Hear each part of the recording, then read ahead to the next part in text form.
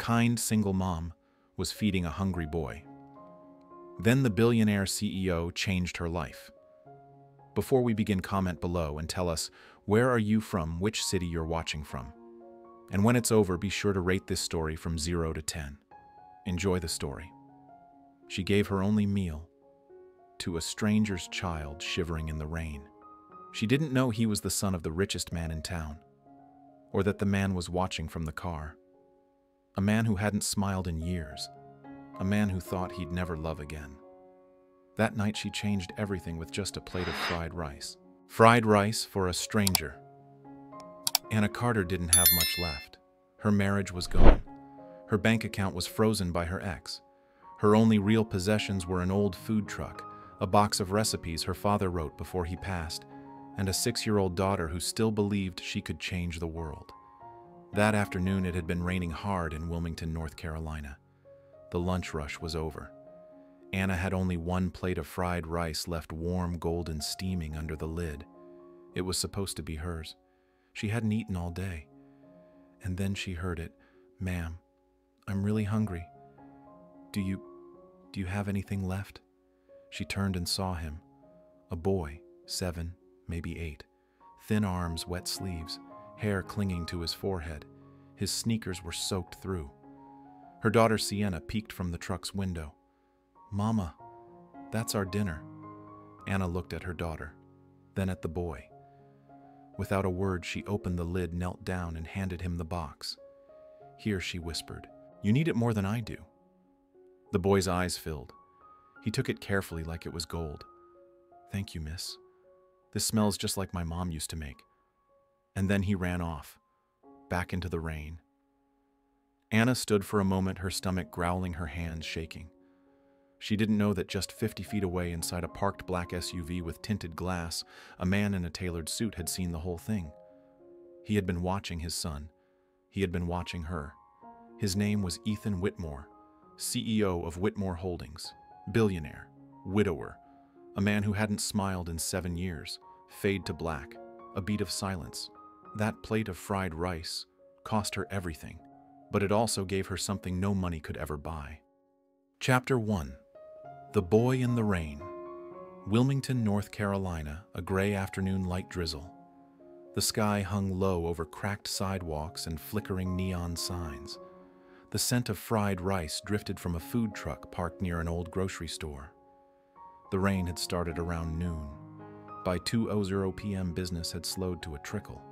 The few customers who'd come by had either grumbled about the weather or asked if she took Venmo. Anna wiped her hands on her apron and turned off the griddle. The last box of fried rice, her lunch, sat steaming beside her. She didn't have much left in her inventory: half an onion, a few eggs, and a nearly empty bottle of soy sauce. Behind her, Sienna sat cross-legged on a stool, coloring dinosaurs onto napkins. The little girl's stomach had been growling all morning, but she hadn't complained once. "Mama," Sienna whispered, "can I have just a little?" Anna smiled gently. "It's yours, honey. I'll get something later." She was lying. There was no later. As she reached for the box, a voice broke through the rain. "Excuse me, I'm hungry." Anna turned. A boy stood alone by the curb, soaked hair dripping, clutching a school backpack so tightly his knuckles were white. He didn't look like the kind of child who should be out here alone. His jacket looked expensive, but his face held a hunger that had nothing to do with money. "Are your parents nearby, sweetheart?" Anna asked. The boy shook his head. "They're busy." "Please, ma'am. I haven't eaten since yesterday." Behind her, Sienna tugged her sleeve. "Mom, that's our food." Anna glanced down at the warm container. She hesitated, then sighed, stepped forward, and knelt down. "Here," she said softly. "You take it." The boy's eyes widened. "But it's yours, and now it's yours." He took it like it might break. He looked up at her like no one had ever given him anything just because. "Thank you. This smells like my mom used to make before she died." Anna's heart twisted. She didn't know what to say. But before she could respond, the boy turned and dashed into the rain, disappearing into the parking lot. Sienna watched him go. Where'd he come from? Anna didn't answer. She was still kneeling, hands empty, heart full of something she couldn't name. Across the street inside a black SUV, Ethan Whitmore sat motionless.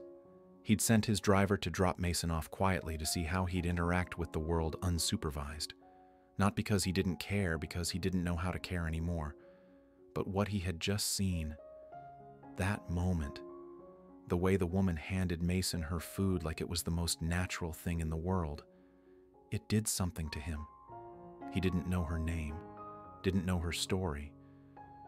But in that single act, she had shown more heart than anyone in his mansion. His son had smiled for the first time in weeks, and Ethan felt something he hadn't felt in years. Warmth, a single act of kindness, a plate of fried rice, a woman too tired to fight but too good to turn away a hungry child, and a billionaire watching from behind glass, wondering why his world suddenly felt different. What if the smallest, kindest thing you've ever done was the beginning of the rest of your life? Chapter 2. The Man Who Doesn't Smile. Downtown Wilmington, NC, top floor of Whitmore Holdings headquarters. Glass, steel, and silence. The office of a man who lives above it all. Ethan Whitmore didn't like delays, but today he hadn't touched a single email. He sat at his desk, unmoving, his fingers lightly grazing the armrest. A half-empty cup of black coffee had long gone cold. The security footage was paused on his screen. It showed a food truck in the rain, a woman handing his son a steaming container. Her hands were bare. She was smiling softly even though she looked exhausted. Soaked hair pulled into a frizzy bun, face flushed. Kind. Ethan watched the moment again, and again. It was unfamiliar, uncomfortably human. The knock at his door was polite. "Come in." Callie stepped inside. She was the only person in the entire building who walked softly around him. Mason's in the waiting room. Said he didn't want to go to the penthouse. Said he wants to talk to you first. Let him in. A moment later, Mason appeared, still wearing the same damp jacket. "Hey, Dad, sit down." Mason dropped into the chair across from him and fidgeted with the zipper on his sleeve. Ethan studied him. He looked lighter, less withdrawn. "You tracked her down, didn't you?" Mason asked. Ethan blinked. "Excuse me, the lady from the food truck." A pause. "I might have looked into her. I want her to be my mom." The words were simple, flat, but they echoed in the giant room like thunder. Ethan leaned back, thrown. "Mason, she gave me her food, Dad. She didn't even ask who I was." His eyes were steady, earnest. "You said I could pick, that I could help find someone who wouldn't pretend around me. I didn't mean she's real. She smelled like garlic and soap. Her daughter's name is Sienna. They live in a tiny place with curtains that don't match." Ethan closed his eyes. Mason was remembering details like they mattered, like the memory made him feel safe. She could have said no, but she gave me everything she had. Ethan sat in silence for a long time. The truth was, he hadn't just tracked the woman down. He'd already run a background check. Her name was Anna Carter, 34, single mom. Ex-husband had frozen her bank accounts in the divorce. No criminal record. Ran a food truck alone to make ends meet. She had nothing, no one, except that child and that kindness. Later that day, David pulled the car around. "We going to the office, sir?" "No," Ethan said. "We're going back to that food truck." "You sure she fed my son before I did? It's time I met her." He hadn't smiled in 7 years, and yet something about that woman made him want to remember how. Some people change your world with words.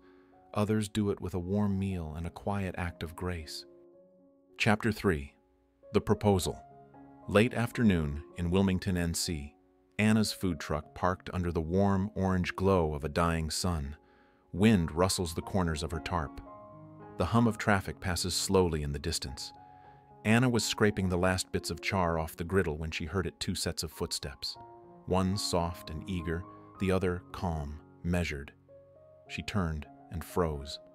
There he was, the boy from yesterday, and the man from the car. She hadn't seen him, but she recognized the presence now. The suit, The stillness. The kind of still that makes everyone else feel loud. "Hi again," Mason chirped. "This is my dad." Anna wiped her hands on her apron. Her pulse kicked. "You left your lunchbox here," she said. Mason smiled unfazed. "You gave it to me." The man stepped forward and extended his hand. "Ethan Whitmore." She took it reluctantly. His grip was warm but careful, like he was afraid of holding anything too tight. "Anna Carter," she said. "What brings you here?" "You fed my son," he said plainly. "That's something I haven't seen anyone do without a contract first." She blinked. "I didn't do it for you." "I know." A pause. Ethan turned to Mason. "Do you want to tell her?" Mason beamed. "Miss Anna? Would you be my mom?" Anna looked from the boy's eager face to the man's unreadable one. "Excuse me, marry my dad," Mason added helpfully. Anna took a step back, hand flying to her chest. "Is this a joke? Some rich man's game?" Ethan didn't flinch. "No. You show up with a child, a ring, and what? A prenup in your pocket?" From behind him, a man in a gray suit stepped forward with a folder. Ethan shot him a look and the man retreated. Anna's voice cracked. "I'm not for sale.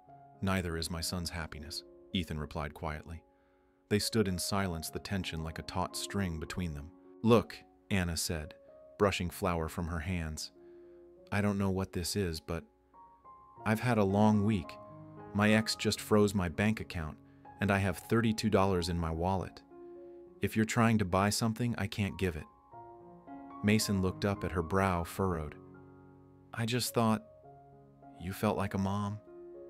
Anna crouched to his level, her voice softening. "Sweetheart, I'm sure your dad could hire someone better than me." Mason shook his head. "But they wouldn't smell like garlic and soap, and they wouldn't call me sweetheart." Ethan exhaled sharply, almost like a laugh, but it never made it past his throat. "He hasn't said this much to anyone in 2 years," Ethan said. "That means something." Anna stood, crossed her arms. "So what are you offering exactly?" "A marriage," Ethan said. "In name. For Mason. A contract marriage. No obligations beyond what you're willing to give. No pressure. Just stability. For all of us." Anna looked away. "And what do I get? Security? A place to live? A partner who won't lie? Mason's care? Maybe peace?"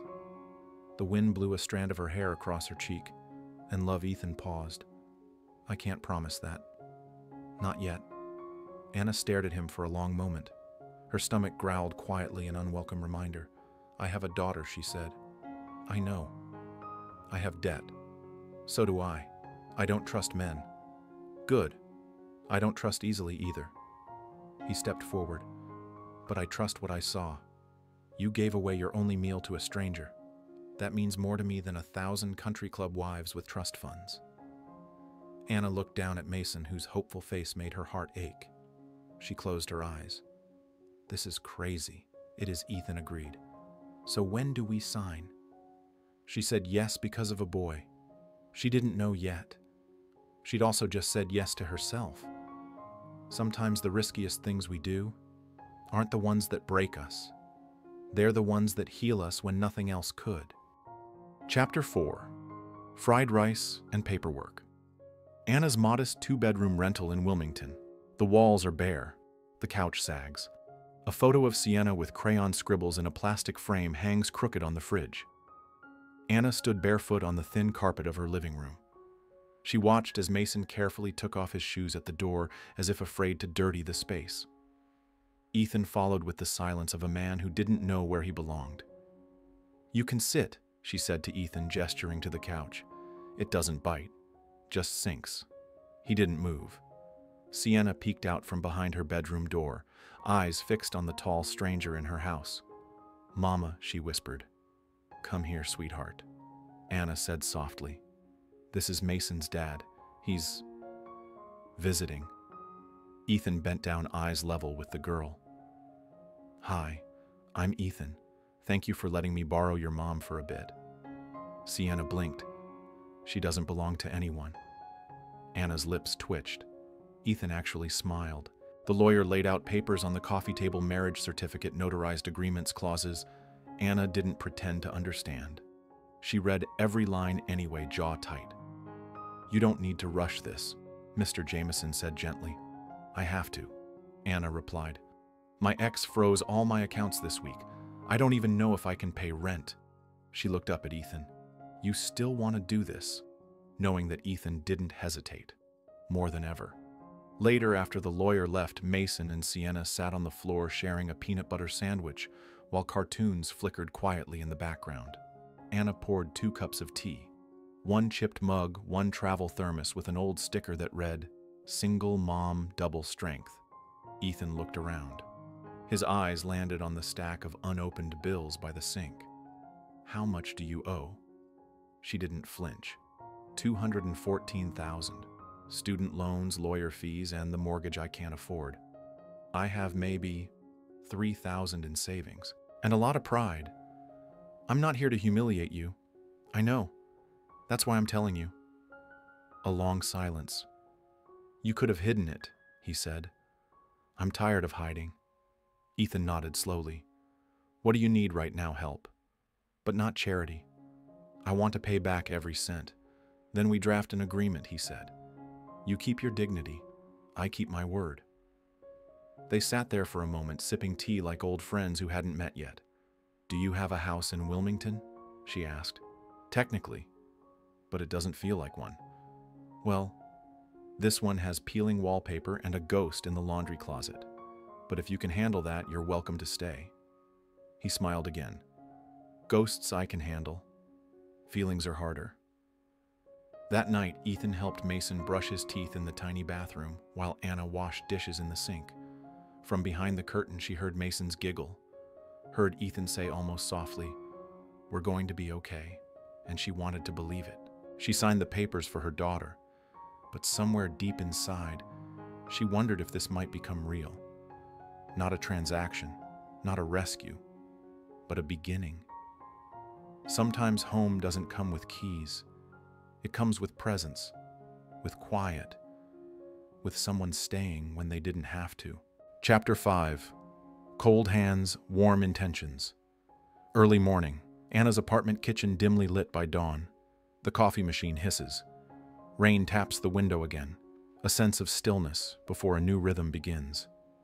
Anna woke to the smell of coffee. For a moment, she forgot the world she now lived in. She sat up slowly, expecting cold sheets, unpaid bills, and silence. Instead, there was warmth. Mason and Sienna were already awake, coloring at the kitchen table, trading markers like old friends. Ethan stood near the stove, reading the back of a pancake mix box like it was a legal contract. He wore a white Oxford shirt with the sleeves rolled up. No tie, no watch. Just a man trying to flip pancakes with the wrong spatula. Anna leaned on the doorframe, arms crossed. "That's a ladle," she murmured. Ethan looked over his shoulder. "I'm aware. The spatula is missing." Anna smirked. "Check the drying rack." He nodded, and for the first time she noticed he looked completely out of place and completely at peace. Later that morning, as the kids left for school with Fayanna, found Ethan still standing in the kitchen. He looked at her almost like asking for permission. "You don't have to stand," she said. "You live here now." "Supposedly. Right. But you don't have to pretend you're okay with this." "I'm not pretending." A silence stretched between them. "You don't touch people much, do you?" she asked. Ethan shook his head. "Not for a long time. That's why you never shake hands long, or hug Mason, or even brush shoulders. It's not personal. I know. But it's noticed." She stepped closer, not invading, just near. "What happened?" she asked quietly. Ethan stared at the floor, then finally met her gaze. "When my wife died, I stopped feeling. But the thing is, when you shut one door, you shut all of them. Joy, grief, warmth. I didn't just lose her. I lost every version of me that ever laughed or danced or held someone's hand." Anna's eyes shimmered, but she didn't move. "Then you showed up," he said. "You handed my son a meal, and for the first time in years, I felt something other than cold. She whispered, "That wasn't meant to fix you." It didn't. But it cracked something open. They stood in the kitchen, two people who didn't know what to do with the tenderness building between them. Ethan reached into his pocket and pulled out a folded sheet of paper. "What's this draft loan agreement? Your idea." For dignity. Anna took it, read it in silence. "You added a clause," she said softly. "Clause 7. If we fall in love, the contract dissolves." "I thought you'd like that." "I do." Later that night, Anna made fried rice again. Simple, garlicky, just the way Mason liked. Ethan sat at the table watching the kids devour dinner like they hadn't eaten in days. Sienna handed him a fork. "You eat like us now," she said. "I'm trying," he replied. "You're not very good at it," Mason whispered. They all laughed. And in that laughter, Ethan reached for the bowl and passed it to Anna first. Sometimes healing doesn't come with grand gestures. Sometimes it comes with pancakes and permission to feel again. Some hearts don't need fixing. They just need warming. Chapter 6. Our Restaurant. An empty storefront near the riverfront in Wilmington. Peeling paint, dusty windows, a "for lease" sign barely hanging. Inside, sunlight cuts through the grime like hope peeking through disappointment. "It smells like mildew and regret," Faye announced. Anna laughed as she pushed open the warped door. "Perfect. That's exactly the energy I'm going for in a restaurant." The space was a mess. But Anna didn't flinch. She'd seen worse, been worse. The bones were good. Exposed brick, high ceilings, a broken sign above the counter that once read, "Samson's Deli." We'd need permits, a kitchen overhaul, new wiring. We'd need Faith Faye corrected. Ethan stood at the entrance watching the two women as they walked the space, measuring invisible counters and arguing about flooring. He didn't speak, but he was taking mental notes. How Anna's voice rose when she was excited. How she ran her fingers along the edge of a cracked windowsill like she was imagining curtains and candlelight. "Do you want this?" he asked quietly when the others were out of earshot. Anna turned to him. "More than I've wanted anything since my daughter was born." "Then you'll have it." "I don't need charity. It's not charity. It's investment, backed by belief." She looked at him for a long time. "Why are you helping me?" "Because you helped me, when you didn't even know my name." That night, Anna couldn't sleep. She sat at the kitchen table, pen in hand, staring at a blank page. Sienna slept curled on the couch beside Mason. Ethan had retreated to the guest room, quiet as ever. "Dear future investors," she whispered to herself, scribbling, "this isn't a pitch, it's a promise. If you believe in food and healing and second chances, then believe in this." She signed it, "Anna Carter, owner, chef, mother, woman, learning to dream." Again.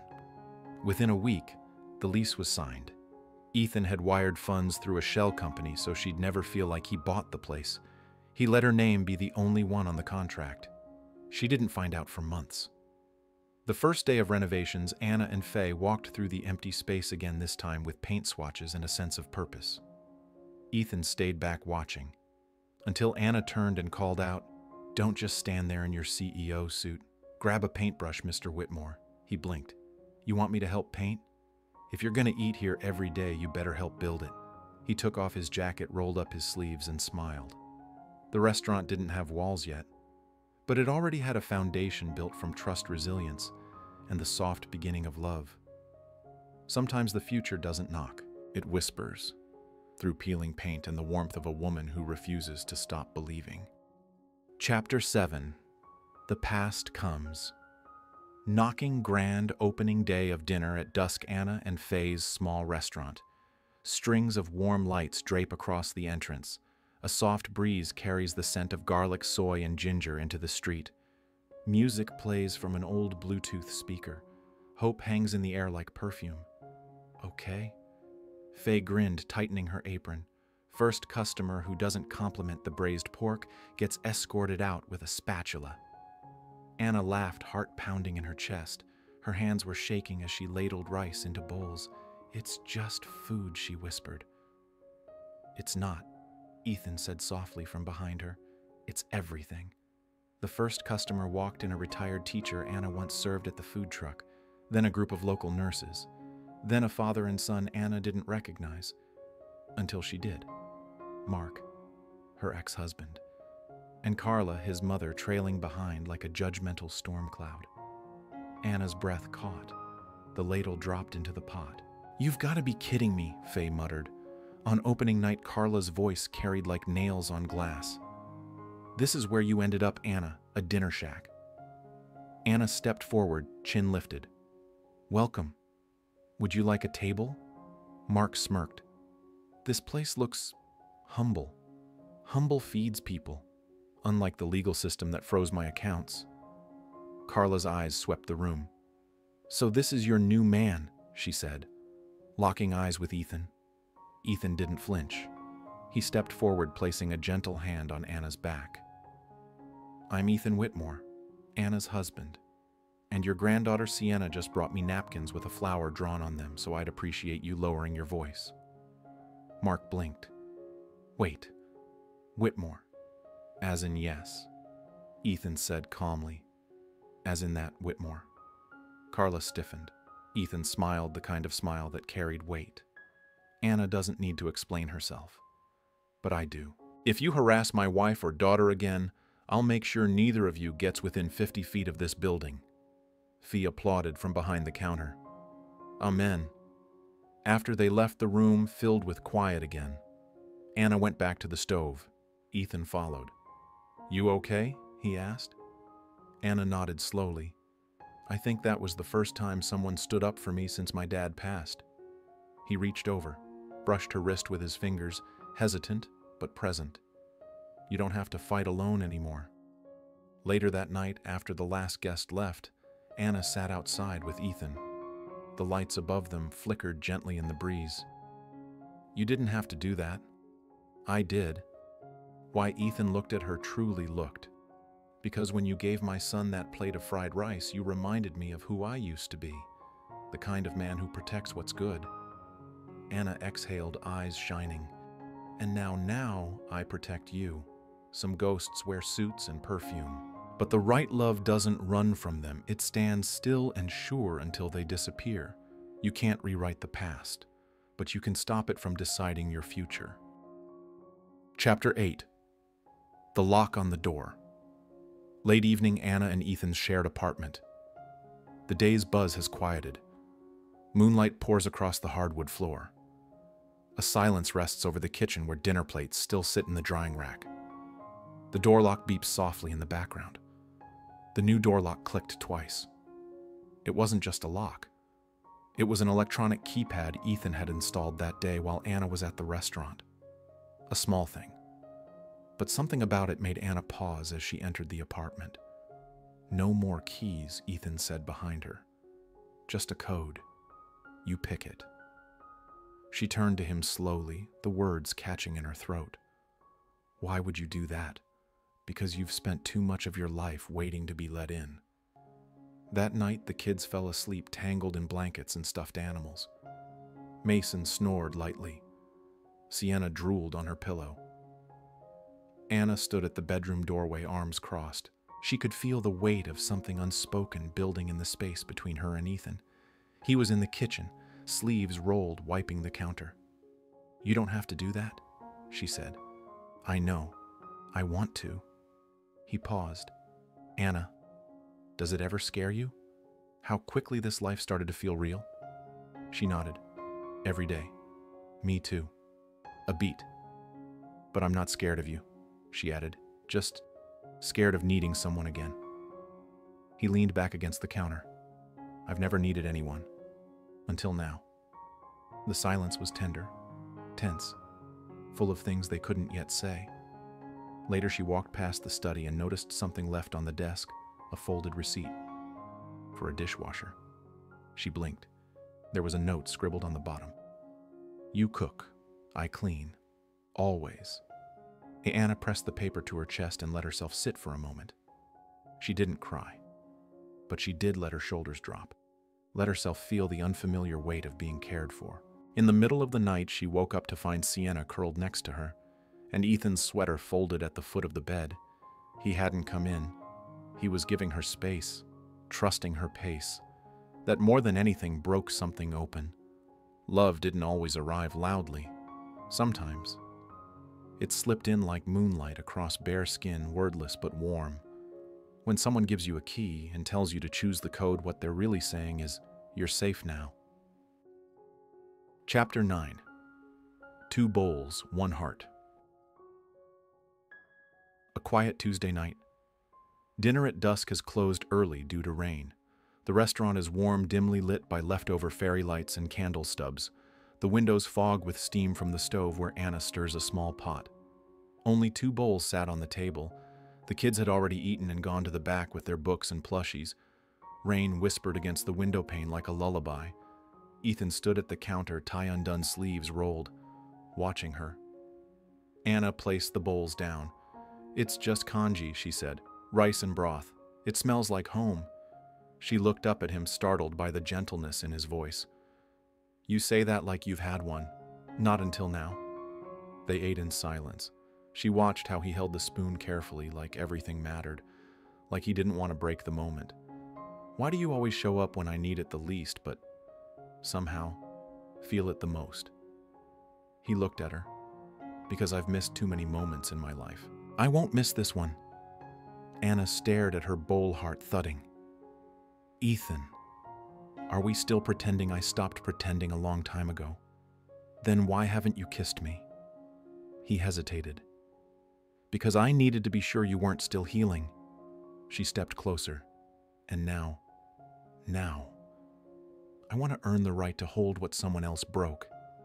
He reached out but stopped inches from her. Anna closed the distance. It wasn't rushed. It wasn't fireworks. It was rain-soft and sacred. His hand found the back of her neck. Her forehead pressed into his. No words, just breath shared in the quiet safety of trust. Later that night, as she closed up the kitchen, she found something taped to the register drawer. A recipe card. The edges were torn, the ink smudged, but it was her father's handwriting. "Fried rice for nights when you're tired, but you still want to feed someone you love." She covered her mouth with her hand. Ethan had found it. Somehow he'd found it. She turned off the lights and cried in the dark kitchen, not from sadness, but because this time, someone had stayed. Sometimes love isn't a confession or a grand gesture. Sometimes it's 2 bowls of rice, a quiet kitchen, and the feeling that you are no longer alone. We feed others to keep them alive, but sometimes it's how we bring ourselves back to life too. A handwritten sign flips from closed to open. Inside, light spills through the restaurant window. Laughter echoes. The camera pans to Anna wiping down a counter while Ethan wraps his arms around her waist. The children are drawing nearby. We didn't fall in love the way people write in novels. There were no sparks, no perfect words, just one act of kindness. A boy, a bowl of rice, Mason in the rain, Anna handing over her food with a tired smile. Sometimes love doesn't knock. Sometimes it's standing in the rain, too hungry to ask. And someone gives without needing a reason. The restaurant lights blur into candlelight. A dish is served. Laughter bubbles from the corner. A camera flash captures them, a family of 4. This wasn't the life she expected. It was better, because it was real, built not on wealth or promises, but on warm meals, slow forgiveness, and the kind of love that doesn't ask for anything in return. She gave her only meal away, and the universe gave her everything. Have you ever changed someone's life with one small act of kindness, without even knowing it? If this story touched your heart, the next one will take you even deeper. Click below. We saved a seat just for you. See you in the next story. Tell us, what are your thoughts on this story? Leave a comment and rate it from 0 to 10. Make sure to subscribe and tap the notification bell to follow all our latest stories. And don't miss out, click here to watch more now.